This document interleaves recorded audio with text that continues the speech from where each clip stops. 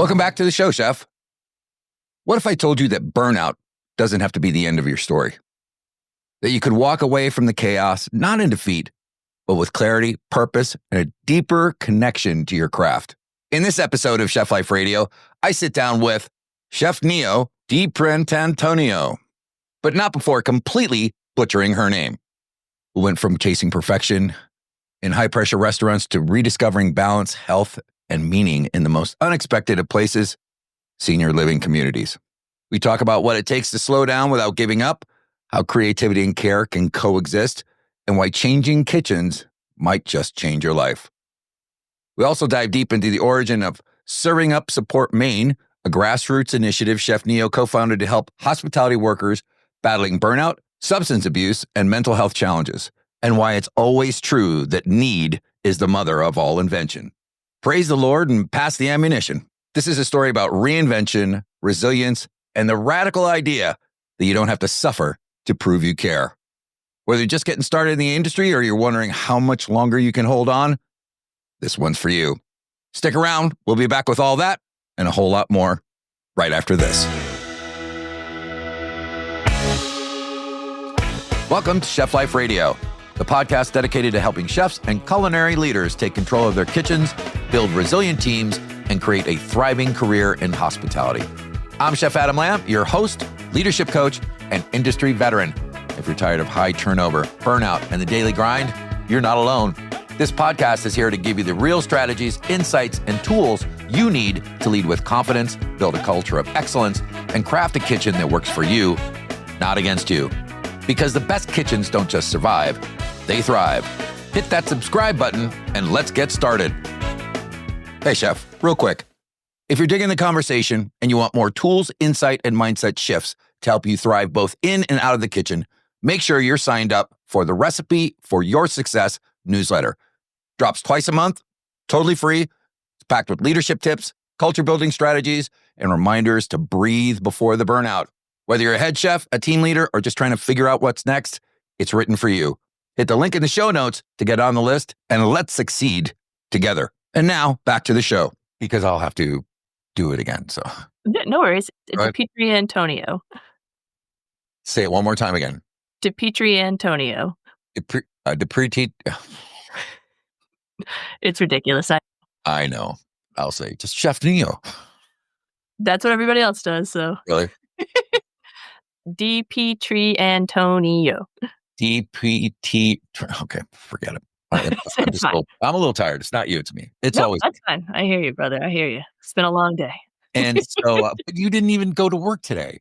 I didn't, but unfortunately, my mom, she had a really bad accident at work. She fell and broke her leg last month. She's not able to get herself around, so I've been taking her to do like grocery shopping and to her physical therapy appointments and doctor's appointments and stuff. So trying to help her get her life back on track.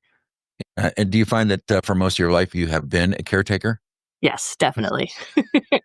Yes, for sure. Oh, it's fantastic. It's fantastic. Yeah, I think one of the weird things is to actually understand that we're in a life of service. I would say that's for probably the same for most people in the hospitality industry and for chefs. We give ourselves to people all day long. Yeah, but we hold everybody else in judgment because they don't get it. That's true. That's true. And the thing that I had to come to terms with is like, no one will ever understand. So why am I expecting them to? At least to encourage the conversation, to have a little bit of empathy with each other, to see where we're coming from. Yeah, that very often gets into, I don't know. I spent lots of nights in service bars way, way late. And inevitably the conversations get to this point where, that everybody just wants to bitch and be a victim of the circumstance. And that one really hit me is, no, I made this choice. So therefore I have no right to complain about it. And the cool thing is, it's like understanding that I have the power to change it. We do. And we did, I'd say for sure we did choose the life, but that doesn't mean that we can't make it better for ourselves and for other generations. Couldn't agree more. So tell me one thing that you want me to know and tell me one thing that you don't want me to know about you. All right. Let's see. One thing I want you to know is that I take a lot of pride in what I do, but I don't want my pride to ever get in the way of learning something.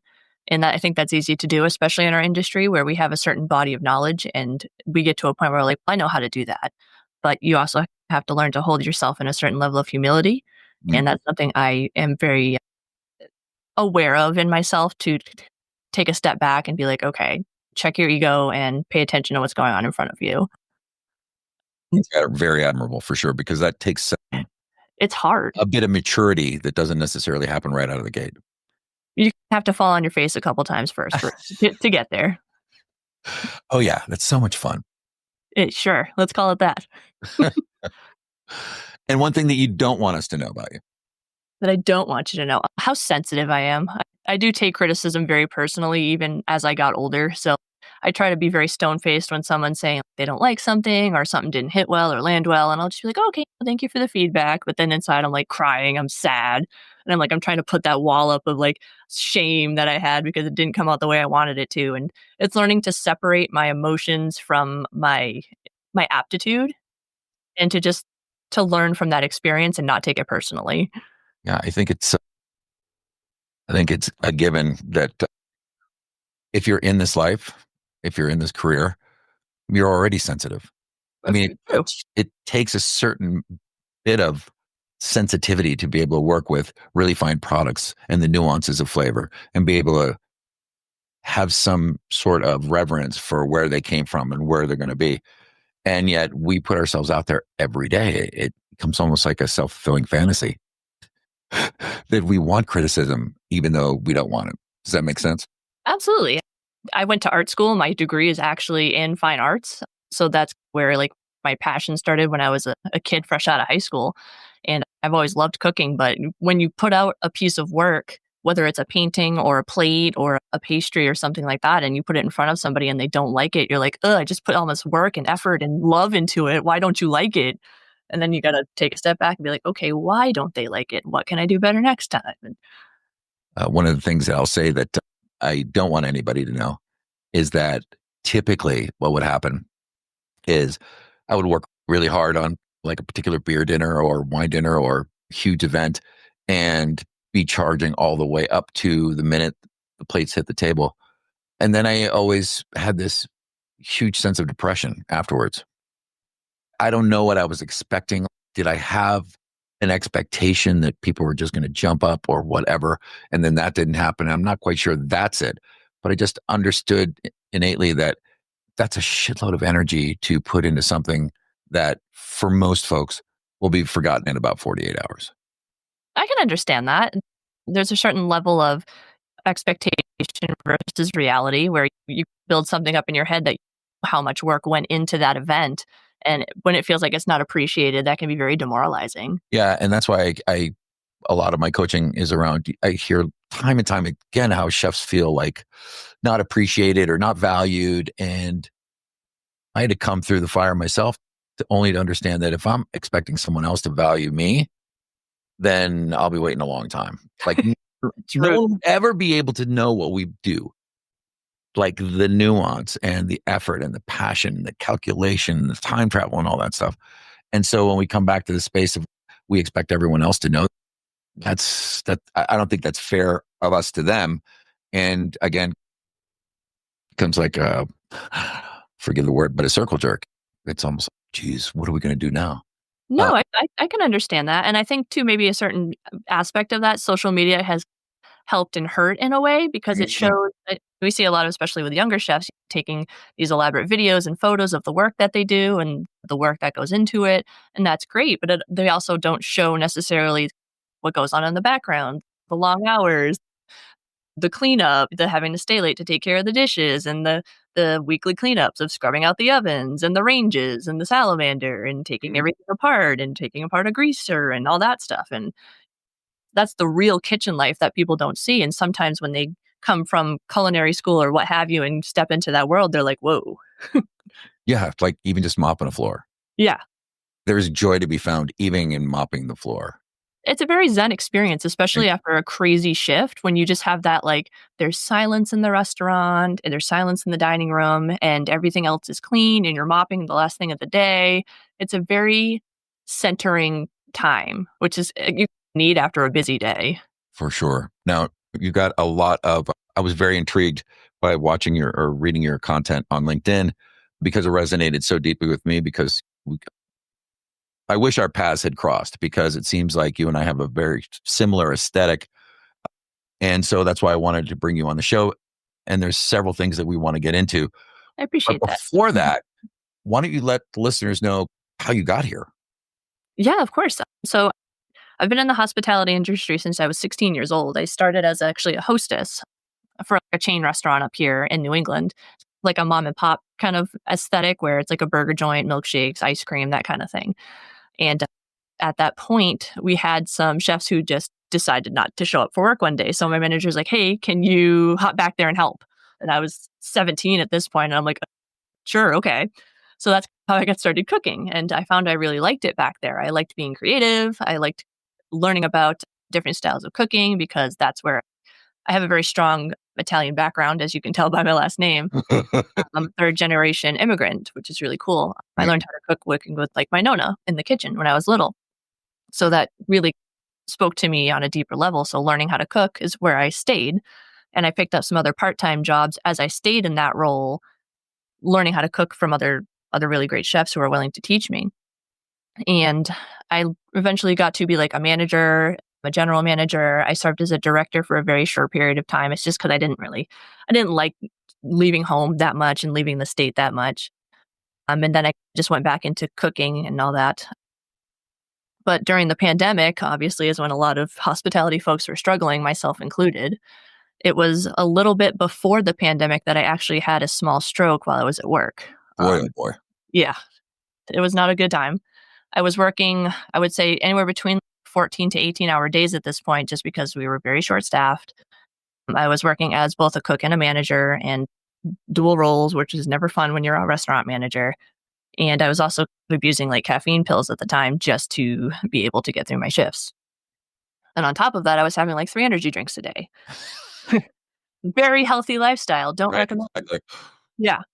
And I was also unfortunately going through a rough divorce. My husband was struggling with a substance abuse problem. So I was not in a good space mentally or physically. And that's what eventually led me to that unfortunate health event. And it forced me to make some lifestyle changes. And that's how I got into cooking for a senior living community. So when you say lifestyle choices, like what were some of the lifestyle choices that you decided to make at that time? I had my I had to go to the hospital obviously because of what happened, and I saw a neurologist, and I still see her a couple times a year, and she told me that I needed to consider a career change at that point. And that made me so depressed because I didn't want to stop doing what I love doing. And the narrative I kept being told from my doctors was that this lifestyle is killing you, Yeah. that this job is bad for you, that like you need to get out. Boy, oh boy. Yeah. Yeah. And when you keep hearing that from people who are educated and uh, I assume that they were smarter than me telling me that you need to stop doing this thing that you love, it's it hurts. It made me sad and I was very conflicted. And I was fortunate enough that one of my cook buddies was like, "Hey, I know this place that's looking for a chef that I think would probably be better because it's less stressful than what you're doing right now." And I'm like, "All right, hey, I'll check it out and look into it." And I'm really glad that I did because I think the lifestyle fits me a lot better. So let's talk about the lifestyle change. So you went from standalone restaurant, small chain, to a senior living facility. Yes. Yeah. And so Culture shock. I'm just kind of curious about that mindset of, okay, I still want to do this, but I need something that's, I don't know, less intense or whatever. Let's say that that's the phrase. That's what I was thinking. I was in the mindset that it wouldn't be as like I didn't have to deal with online orders and delivery orders and in-house orders and bouncing back and forth between manager duties or going to other restaurants to bail them out when they didn't have enough staff members and just the absolute chaos of being in a restaurant versus being in like a kitchen with a couple of other chefs taking care of like older folks is what I just imagined it. I just make them like a grilled cheese or something. That's what the first thing that came into my mind. And it's not like that, in case anyone's wondering. Right. But it was a culture shock when I got there. But I will say that I think that it's a much better fit for me because it's cooking with a purpose. It's serving what I think is A community that really needs more support and engagement. Talk a little bit more about that. The need, I guess, is the thing that comes up as the way you said it. There's not a whole lot, or what I will say is that I see a lot of turnover, and of course, in restaurants, everybody knows that. Hospitality has an incredibly high turnover rate. But even in senior living communities, the turnover rate is just as bad. I worked at one facility where tenured service was considered 2 years.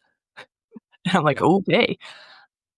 But when I work in the kitchen I'm working in right now, we have 5 chefs, and that's unheard of for the ones that I've been in. Usually it's like 1, 2, or 3 people, 3 working at one time if you're lucky. And they don't tend to stay long just because it is a little different in the terms of you you see the same people every day, and if they don't like something, they're going to tell you in no uncertain terms what was wrong with it, why it was wrong, and why you should be ashamed of yourself. You Yeah. have to get very comfortable hearing extremely direct feedback from people, Yeah. but that can also be very refreshing. Yeah. And when you're working with a senior population, you get to know them on a deeper level. These are people you see every day, and you're encouraged to go out and spend time with them and do activities with them and engage with their families and spend time in the dining room. They even ask us to go out and share a meal with them at least once a week. Yeah. And I also worked at a senior living facility. yeah, And I think the thing that shocked me the most was I hadn't counted on acknowledging the amount of stress that I put myself under on a daily basis. And I reflected that when you're on the street, it's just not that one plate you put out. It's the 10 people that they're going to tell and the 10 people that they're going to tell. And before you know it, I'm living underneath a bridge in a cardboard box with my natty ice. And so there's that kind of mania that's expected, even if it's just a slow burn. Some people internalize it, don't really put it out that much, but it's still that kind of manic desire to keep everything up, which I'm sure you experienced when, you had your little stroke. I mean, shit, got to keep going, got to keep going. absolutely. And That's the then, hustle culture. and then you get back into a senior living facility and all of a sudden everybody's like, just chill, man. That's It was such a culture shock because I was used to just running back and forth, get to this meal, get to this station, get to this order, get to this prep, put this away. And then when I get there, it's just, oh, we've got a couple hours to put together this meal. We have some stuff we got to put away. They're starting an activity in an hour and a half if you want to go participate in an activity. And I'm like, what are you even talking about? What is an activity? What do we do? Yeah. And I thought it was such an interesting thing. I was there probably about 3 weeks before I recognized I started falling in love with the residents. And Absolutely. hadn't expected that because to your point, you see them every day. And I thought that would be a bad thing. But what I recognize is it's a perfect feedback loop. Absolutely. And it can be really intimidating because you are going to meet those people who are a little extra spicy, I like to say, and they'll tell you, "What the hell did you guys do to dinner last night? That was the worst thing I ever had." Oh And my then 2 God. And minutes how? later, they'll be like, "Oh yeah, the breakfast was amazing. Thank you. Great job." I'm like, "Oh, thanks. Thanks Yeah. for the feedback." Yeah. You And can it's weird to Yeah.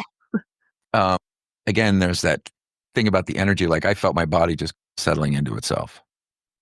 And Yes. someone pulled me to the side and like I was in my thing, I was in my jam, and someone pulled me off the side, like, what are you doing? I'm doing my thing, man.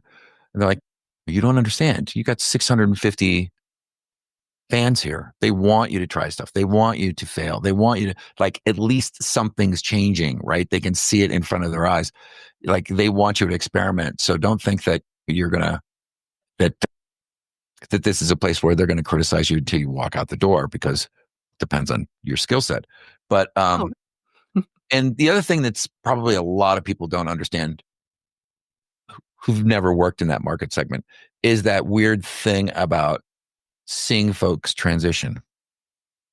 yes, yes. So if you work it depends on obviously what community you work in, because Sure. I went from originally independent care to assisted living care. And when you move to those communities, you do have people who live in an independent lifestyle, meaning that they don't need necessarily medical assistance or mobility assistance. But when you move into assisted living, that usually means that you need help doing something somewhere. And then we also have what they call a memory care unit, which is for people who are obviously struggling with mental ability or memory loss, things of that nature. And when you work in a senior living community, you do see that transition from when somebody it might be independent to moving to assisted living and eventually up to the memory care unit. And they might start forgetting certain things or remembering that they don't like certain things or they don't like to eat certain things and then it's disheartening and saddening at the same time as much as you love this person because you see them every day. They're part of your family now. Yep. And that can be very hard to watch.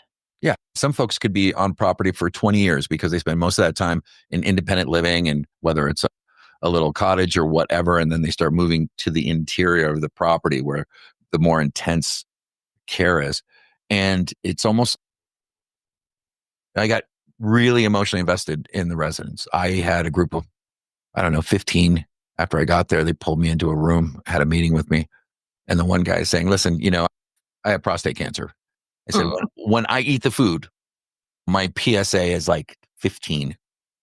And when I stop eating it and eat at home, it comes down to 6. He's like, Adam, you got to help me. Like, you got to help me. Like, I know that food is medicine. And if I don't get the right nutrition, it's going to be short. But once they moved, it seemed once they moved into the building, it was like, yeah, weeks or months. Yeah. And that's a big thing too, is that they care about flavor as much as anything else, but we also have to take into account nutrition needs. Yeah. We have to learn how to cook without salt in a lot of issues, which can be very challenging for some chefs. Yeah. Is that you have to learn to create flavor without salt or without sometimes fat or without dairy because you have to cater to a lot of different diverse needs. Yeah. And you're also in partnership with a nutritionist. You submit your menus and the nutritionist comes back. Green beans are a starch, right?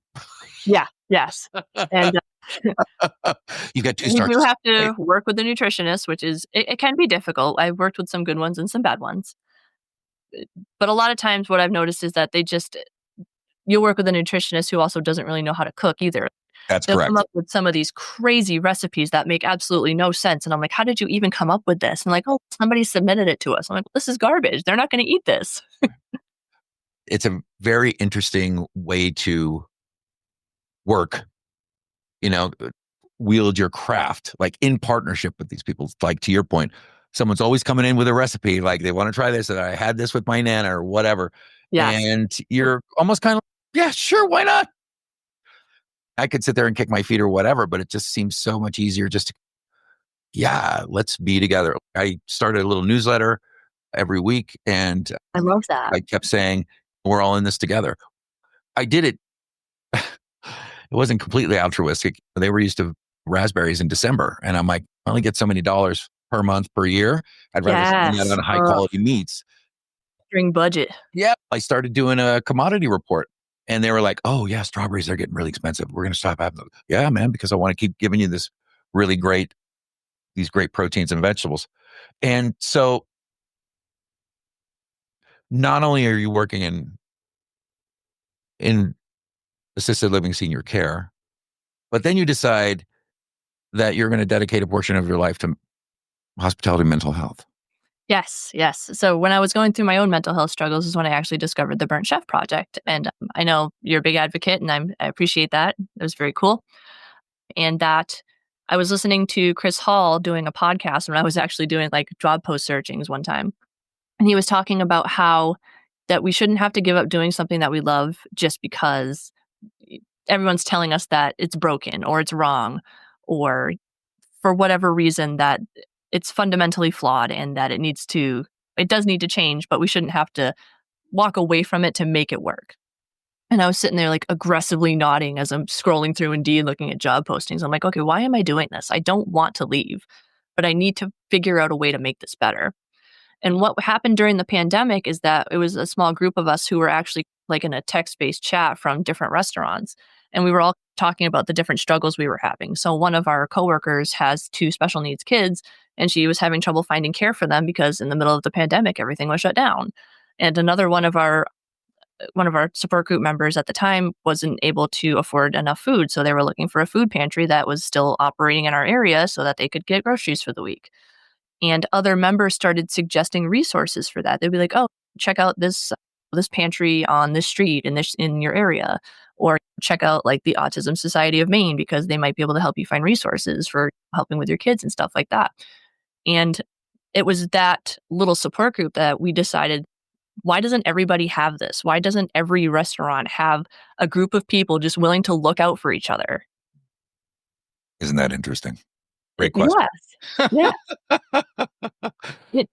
Especially with how cliquey it can be. I'm sure you've worked with plenty of chefs and plenty of groups where it was very like tight knit and everybody knew what was going on in each other's lives. And that's what we do. We see these people sometimes 80, 90 hours a week. We are typically a family, whether or not we want to admit it. We are spending more time with them than our families. Yes, I And certainly was. And so this starts as a, like, for lack of a better word, no one else is doing it, so we might as well do it, right? Essentially, yeah, we wanted to take our support network and make it bigger. We wanted to be able to include more people in it and get more people involved and try to find more resources. So we wanted to try to find more like food pantries to help battle food insecurity. We wanted to try to help people with, if they were struggling with financial problems, to help with like debt counseling and things like that. Unfortunately, the pandemic hurt a lot of people in a lot of restaurants, and people were struggling to pay their bills. So trying to find people to help with paying bills was good. And any kind of resource like that would help. And substance use is very high in the hospitality industry. So trying to help people find clinics that they could get into to help them battle their substance use disorders. That's another big one. Yeah. And trying to collect resources to help all of these people with these things is what we decided we wanted to do as a group. And so that turned into Serving Up Support Maine. It's a nonprofit organization. We decided to turn it officially into an organization. It's me and two other former restaurant managers. Unfortunately, they are no longer in the hospitality industry, but they are invested in helping to make it better. Don't you think that's interesting? I mean, Chris Hall from the Burnt Chef Project, not a chef, not in the industry. He was servicing the industry. He was a salesperson, and he kept going into these kitchens and just hearing all the horror stories and said, shit, someone's got to do something. But it seems to me, Kat Kinsman, there's so many people from the outside who will listen to our stories, then go, oh, we need to help them.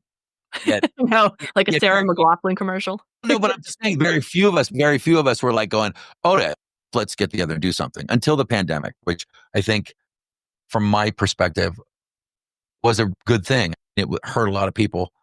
And I don't want to demean that, but I also understand that this is a great opportunity for us to reset the industry, our culture. If not now, when? And some of that's panned out and some of that hasn't panned out. So I celebrate the fact that you started as a grassroots organization just because you could.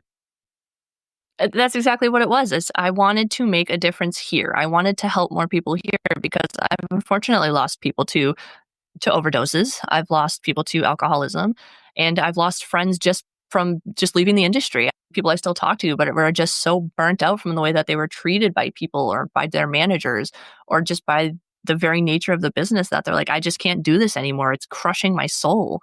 And I don't want that to keep happening. I want people to be excited to be in the industry. I'm excited to be in the industry. I just needed to find my niche. Yeah. Like the meme, like, I just want chefs to be happy again. Yes, Right? essentially. I really want them to enjoy their work. Happy chefs create innovative dishes, and you can taste it in the food when they're happy and when they're not happy. Well, it's no secret that angry cooks make shitty food. So Yes, agreed. You can taste the impatience. And so what does it look like now moving forward for this organization? I think in 2024, you guys won an award. You're We did. I absolutely was being surprised. recognized for your efforts. Yes, we got a Best Innovative Mental Health Approach for 2024 from Best of Best Review, which is really cool. Very unexpected, but very cool. And it's nice that it's being seen as a movement. It also feels like maybe in a way it's, oh, helping people. That's so novel. It's and it's just it feels like if it was any other industry, maybe it would have been taken more seriously earlier. But because it's hospitality, and hospitality is generally seen as being like low income or lower skills are needed to do the job, that it's just seemed like a throwaway job or a throwaway industry. And it's not. Hospitality is everything and everywhere in our society. I couldn't agree more. I got to ask, how you feeling? I'm feeling good. I'm definitely one of the challenges of working in senior living is that you do run the risk of losing residents. Mhm. And we actually, within the last 2 weeks, we've lost 4 just from different things. Unfortunately, like memory care, dementia, and illness, general illness. And there were 4 people I really cared about. And it's hard to have time to process that, especially because the care staff also doesn't really get a chance to process it. And these are people that you work closely with, and they don't get the opportunity to cry and grieve because they have hundreds of other people to take care of.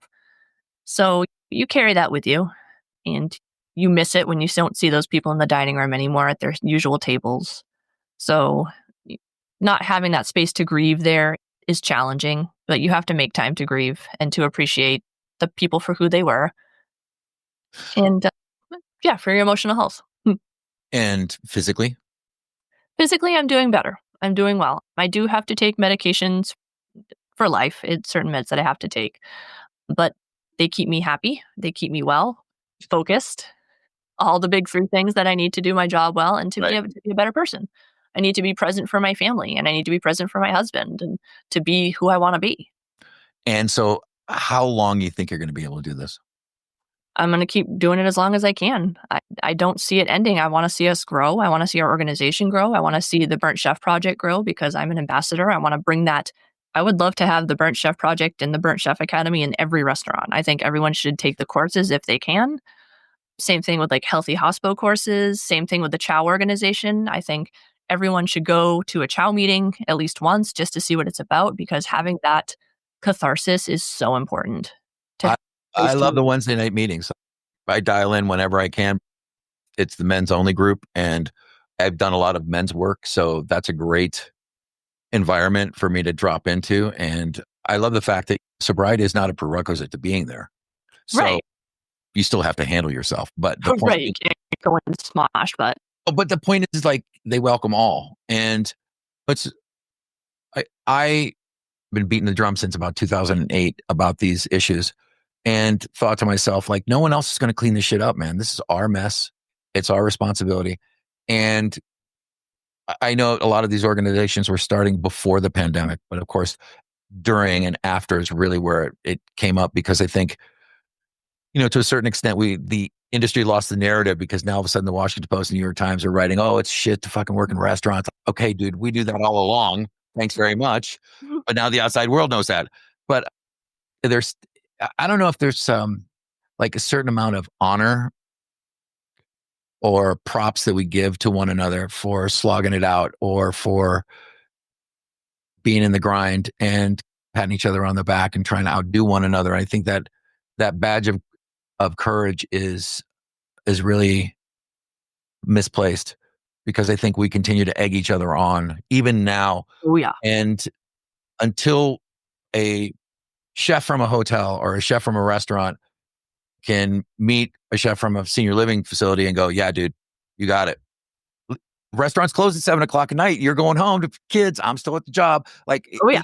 each particular job has its own thing. But mm, I think that there's a certain amount of, I don't want to say respect, but grace that we should be giving one another, no matter what market segment we work in, because we're all dealing with the same stuff, and it's just a little different on each end. And there were, I have been shamed a couple times. I had a sous chef who said to me on the line, he's getting ready for a Saturday night in a little Italian bistro, and he's like, dude, I'm quitting. What, dude, you've been here like 7 years. What do you mean you're quitting? Yep. Going to healthcare. Healthcare. What are you It's a talking great transition. about? And he said it very simply to me. He's like, I want to be home for my kids. And I'm like, oh, now that's somebody who really knows what his core values are. And I didn't know what they were. Mine, like owing mine. Like I spent so much time chasing the pinnacle of my career that my children spent a lot of time like without me. And even though as they're grown now, they have a lot of compassion and for me, and they're like, no, dude, you were great. You were a great father. I know. I know. Like I could have done things differently, but at the time I only did what I did because that's all I knew. And having said that,